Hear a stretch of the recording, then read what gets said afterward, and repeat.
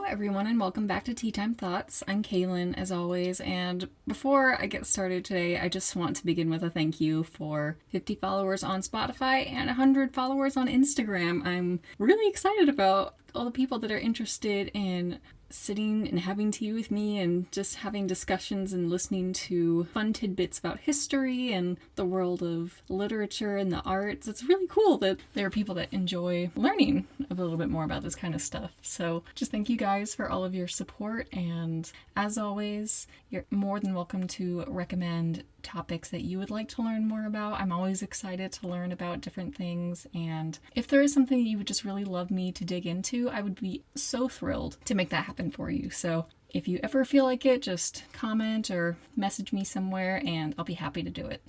So today, as I have some lovely chamomile tea, I want to talk to you guys a little bit more about a philosophical kind of topic. There's a little bit of history sprinkled in here, but for the most part, it's going to be more about theology and beliefs in how the world works, which I'm actually pretty excited for this. I enjoyed researching. So today we're discussing Confucianism, Buddhism, and Taoism. So as far as like the general familiarity with these subjects, we might know a couple of quotes by Confucius courtesy of our inspirational social media friends. Or maybe we see the image of a Buddha as a jolly little man with like a round belly and a bald head. And perhaps you see different Buddha statues available in the decor section at TJ Maxx, or TK Maxx for all my UK followers. That's still a transition I'm kind of struggling making. I'll slip up and say TJ Maxx sometimes, and people are like, "You mean TK Maxx?" That is what I mean. My apologies. And I'm going to guess that most people might not be that familiar with Taoism, but you might actually recognize it a little bit more than you realize. So one little tidbit I'm going to tell you ahead of time is the Yin Yang symbol is actually a Taoist symbol to represent balance in the universe. So you already know a little bit more than you thought you did, and I'm still going to teach you a little bit more today. And if you don't know, or you're not really sure what you know, that's absolutely fine. It's what we're here for. I really don't think that anyone should be judged for what they don't know, and I think that we all have to start somewhere. So as Confucius says, the man who asks a question is a fool for a minute. The man who does not is a fool for life. So if you have questions, feel free to ask. So starting off with Confucianism, I think of all of our discussion topics for today, I'm guessing that we probably know about or we've heard of Confucianism the most. And even if you can't directly name a quote by him, or you can't think of one right off the top of your head, you're probably familiar with the name or with the concept of what a quote by Confucius would be like. So Confucius was a Chinese philosopher who lived from 1551 BCE, or before Common Era, to 479 BCE during the Zhou dynasty. And he was born in something of a middle class known as the Shi, which was between the aristocracy and the peasant class in the Chinese Empire. And he worked through various governmental jobs, so he had a lot of insights into systems of not only governing but of order and organization, and he has a lot of experience with seeing the things that do work and the things that don't work. So he ends up writing a lot about his philosophies and his ideas. So he had a lot of insights into how to live an effective and organized way of life, and how to live a life that was pleasing and in connection to heaven or heavenly forces. So the main doctrines of Confucianism is a search for this unity between the individual and a heavenly deity, and the union between yourself and this heavenly figure is referred to as qian, and heaven and earth are connected with this belief.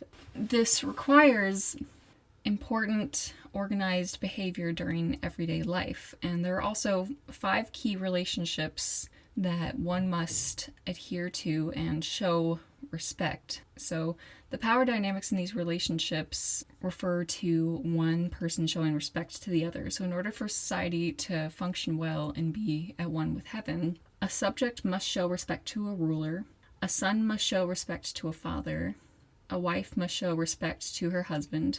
Noticeably, we're not discussing anything about the other way around, but that's pretty much most of history for you. And the younger must show respect to his elders, and a friend must show respect to a friend. And once we have these philosophies in place, Confucius has a lot of different thoughts and writings about the importance of the doings of everyday life and a system of thought and behavior. So because this has so much to do with a connection with heaven and a connection between the actions you do and how heavenly your actions allow you to become, a lot of people have classified this as a religion. It certainly sounds like a religion because you could easily argue that Christianity revolves around some of the same philosophies, but a lot of people have also classified it as simply a philosophy or just a way of governing, and the reasoning behind the split sort of between the philosophy and religion is actually, or at least I find it really interesting. So in the 17th century, when Jesuit missionaries traveled to China in hopes of spreading Christianity, they became familiar with Confucianism and the beliefs of Confucius and its importance to the people in the Chinese Empire. So they had hoped to convert people to Christianity, and they decided the best way to do that would be to meet them somewhat halfway. They didn't want to just go up to people and say, your entire way of living is wrong and this is the way that you must live. They didn't want to scare people away from even considering conversion. So they decided to kind of shake things up a little bit, and they classified Confucianism as more of a philosophy or a way of life in order to allow people throughout the Chinese Empire who wanted to convert to Christianity still maintain their beliefs and practices that were inspired by Confucius. So it's interesting, we have this bending of the rules somewhat on the part of the Jesuit missionaries in order to make room for Confucianism in the lives of the Chinese Christians. But it's interesting too because it brings up the question, can people kind of live with both philosophies? Because going through these different religious sects today or looking at the different philosophies of life, a lot of these teachings are very good teachings. There are a lot of really meaningful and wise things about them. So it's just something to consider. Perhaps it's something that if you're interested in discussing more, you can leave a comment. We could always dig into that further. But for me personally, I think that even if you adhere to one religion, it's important to be respectful of other lifestyles, and it's okay to accept beliefs of others as well. I don't think there's anything wrong with that at all. I think it's very respectful to others in a way. I think that there are some very valuable things we can learn. If we get down to the ultimate belief of Confucianism, the belief is that human beings are fundamentally good. They're teachable people. They have the ability to progress and ultimately become perfected through effort to be better. And there's an ultimate benevolence or humanity in everyone, or Ren, that leads to this goodness. And what's interesting is 6 million people today identify as practitioners of Confucianism. But again, many people do combine this with other religious beliefs like Buddhism or Taoism.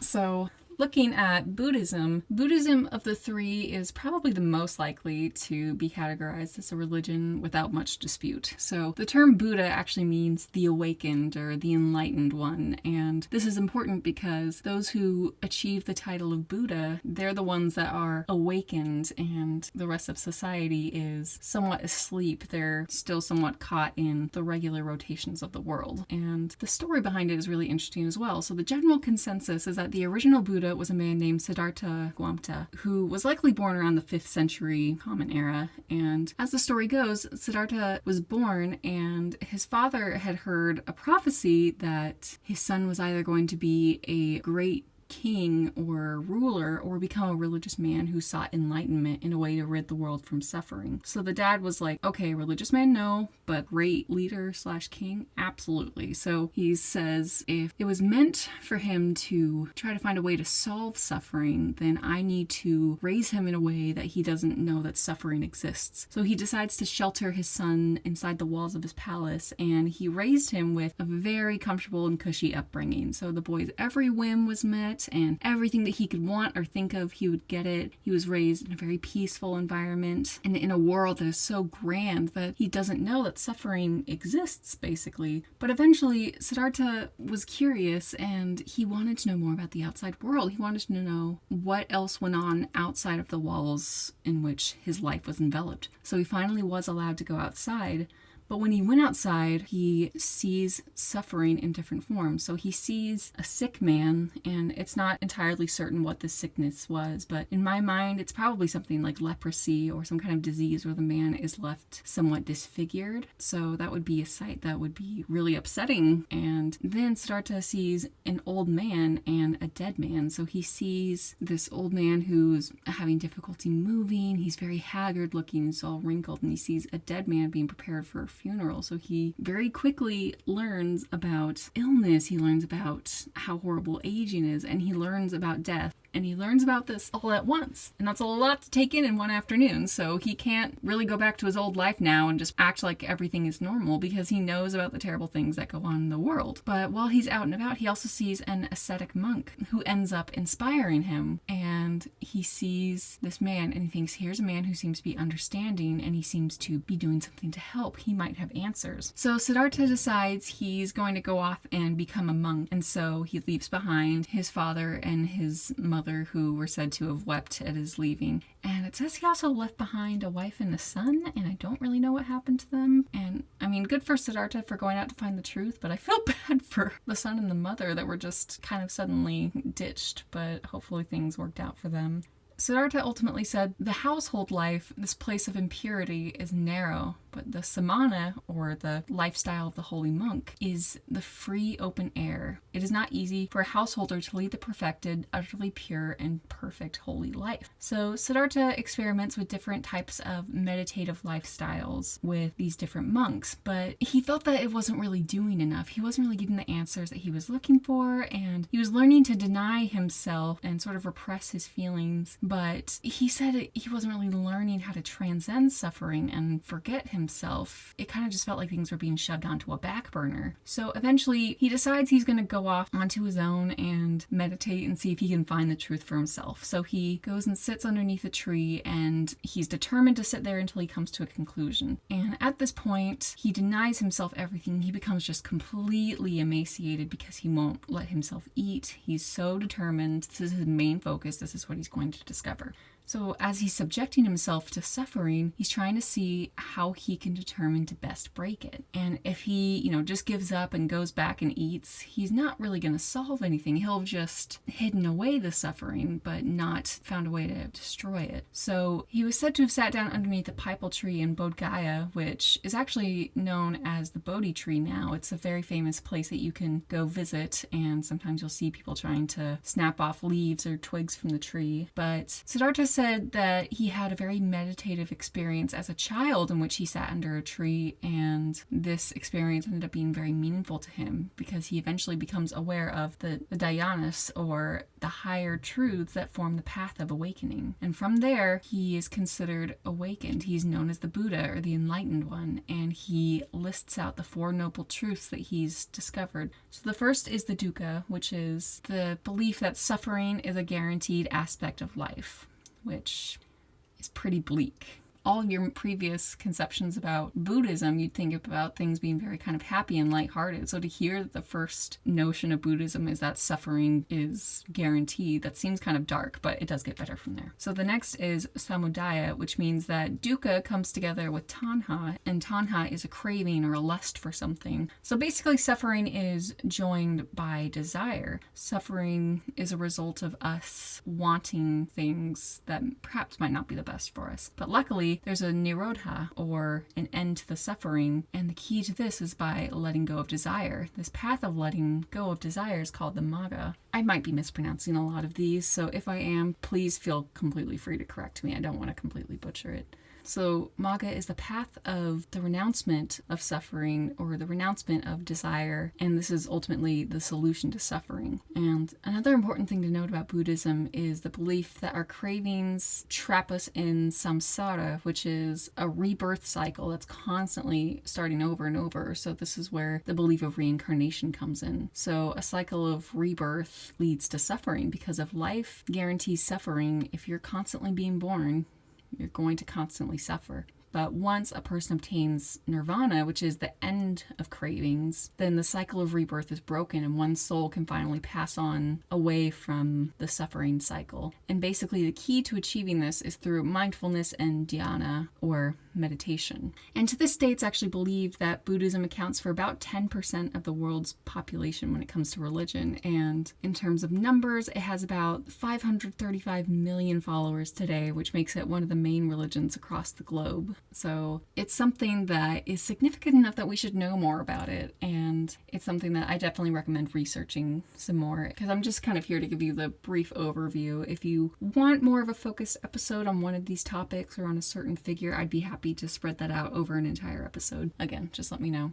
And so lastly, we dig into Taoism. And I think this is perhaps the most unknown of the three. I believe I said that earlier, but at least from a Western or American standpoint, I didn't know about Taoism until I took my World Civilizations class back in 2017. Now, Taoism dates back to the 4th century BCE, and so that means it's a bit younger than Confucianism, but it is older than Buddhism. And Taoism is the belief that life should be lived in harmony with the Tao, and the Tao is also known as the Way, and it's basically the way of the universe or the force of the universe. So when it comes to Taoist practices, it mainly involves Wu Wei, which is action without intention or going with the flow, as you could say, naturalness, simplicity, spontaneity, and the 3 treasures, which are compassion, frugality, and humility. So what's mainly different between Taoism and Confucianism is that it believes that there shouldn't be an emphasis on a rigid social order that might seem more complicated than it should. Confucius really digs a lot into the best way to order and structure society, whereas Taoism, which advocates for simplicity and a natural order, it kind of advocates that we should be following things in a way that they were naturally meant to be, if that makes sense.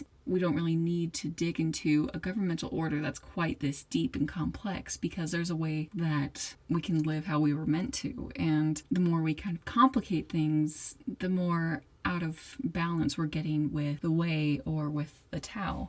Going past that, then, the main difference between Taoism and Buddhism is that Taoism doesn't really see the will or desires of man to be the main problem. Buddhism is completely dedicated to sort of eradicating suffering by eradicating your desires, eradicating your will. But with Taoism, it's more about changing what your will is. It's more about living in a way that your will is harmonious with destiny or with fate, or again, with the Tao. The Tao is basically kind of like destiny and fate. So the will isn't an evil thing in this situation, and that's where non-action really comes into play. And a fantastic allegory I've heard to kind of illustrate this is, imagine a group of trees out in a forest, and there's one tree with a lot of really gnarled, mangled knots, and the branches are all very, not withered, but they're kind of twisted around in weird ways. It's not a very attractive looking tree. And the other trees look very fit, they look very uniform, and they're kind of the picturesque thing that comes to mind when you think of a tree. So all these trees are talking about the wonderful things that they're going to be made into and what they hope they will become. But this large, ugly tree, it doesn't really hope to become anything, which might seem kind of weird or lazy, but while these other trees are eventually cut down and sawed apart, the useless, or quote-unquote useless tree survives, and it continues to grow, and it's pleased with its life regardless of whether or not the carpenter overlooks him. And they made mentions that, oh, the wood in this tree is so unfit that it wouldn't be useful for anything, not even a coffin or so. I guess a coffin is kind of the lowest form that a tree could be turned into, at least according to this story. And the tree is okay with that. So like this tree, it's meant to represent the importance of simplicity and naturalness and harmony with the Tao, and that leads ultimately to perfection. This tree continues to grow and be a significant part of the forest because it doesn't have this ambition, or it's not fighting to become, say, a rooftop or something along the lines. It's not fighting to become a certain thing. It knows what it's supposed to be. And some people might misconstrue the story to believe, okay, well, if I'm lazy, then no one will, nothing bad will happen to me. That's not